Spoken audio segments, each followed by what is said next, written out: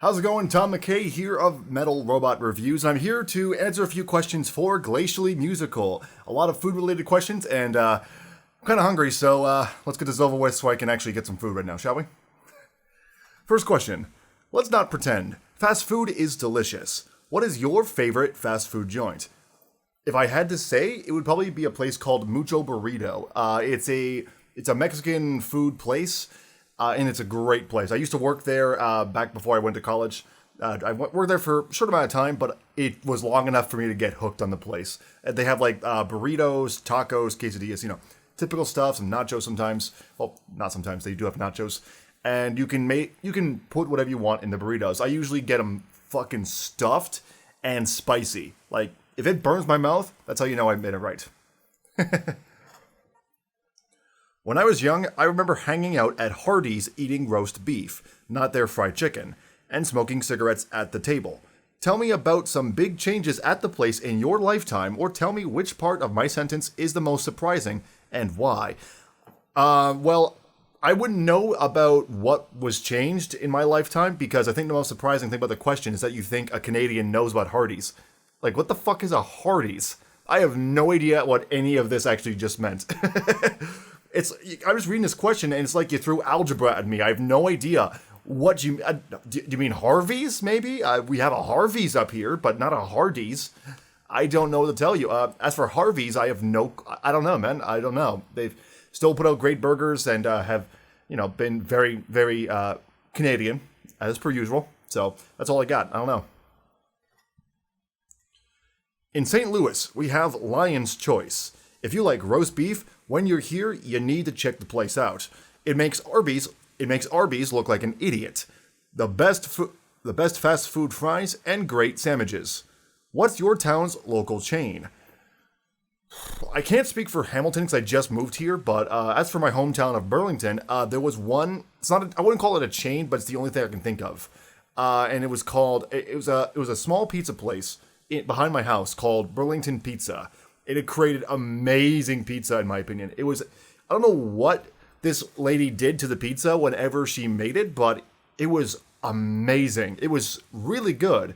And then it's a shame that the place closed down after a while. I don't know. Maybe it's because there wasn't enough funding to keep it open, I guess, or maybe there wasn't enough traffic to keep it open. But essentially, yeah, it closed down after a while. But when it was open, oh, it was so good. Oh, I missed that place. In the grand scheme of things, maybe this doesn't count, especially after the 4 glorious years we had with them, but here in St. Louis, we don't have Tim Hortons. Tell me all about the place you don't have and why you need them. Well, first of all, the fact you don't have Tim Hortons is a crime against humanity, and second, Checkers. All right, when I was in Florida, there was a burger joint called Checkers, and we went there every once in a while because it was close to where we were staying while we were down there. And so, I don't know what it is. It was really delicious, first of all. It was obviously American as hell, but it was delicious. And it was cheap. It was cheap. If we were to do, the currency exchange from American to Canadian, it would have cost, it looked like it would have cost about, maybe $7 to $8 here, which is cheap compared to, the other fast food chains that are up here. Like McDonald's. A Big Mac or just a regular burger combo would be 10, maybe 9, 10, $12. And down there, then again, in Canadian currency, $7 to $8. What the hell? My dad placed an order for the whole family and he was shocked that the whole total didn't go up to $50 or something. It was insane. We've had Culver's for about 15 years now, and Shake Shack just showed up. Shake Shack, yeah. So far, the only thing Shake Shack has going for it for me over Culver's is there's one in the city. There's only one Culver's in your city? Okay. What's the overrated out-of-town chain in your neck of the woods? Probably have to be McDonald's if I had to say anything. I love McDonald's, don't get me wrong, but their breakfast, the McGriddles, so good. I don't know. I can't speak for American, but Canadian, so good. But really, at the end of the day, that's all I really have going for it. It's just addicting food. There's no real taste to it, but it's just addicting. That's all it is when you really get down to it. So probably McDonald's would have to be the overrated one, I'd say.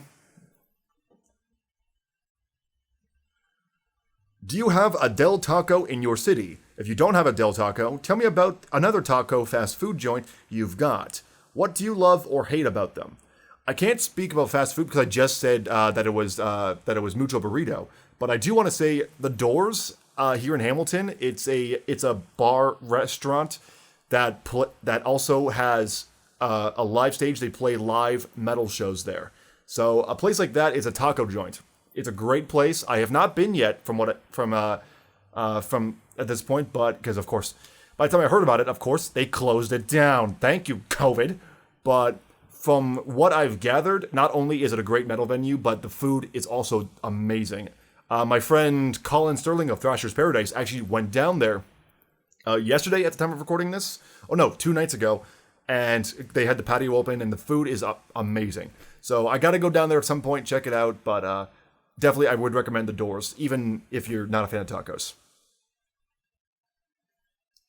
White Castle.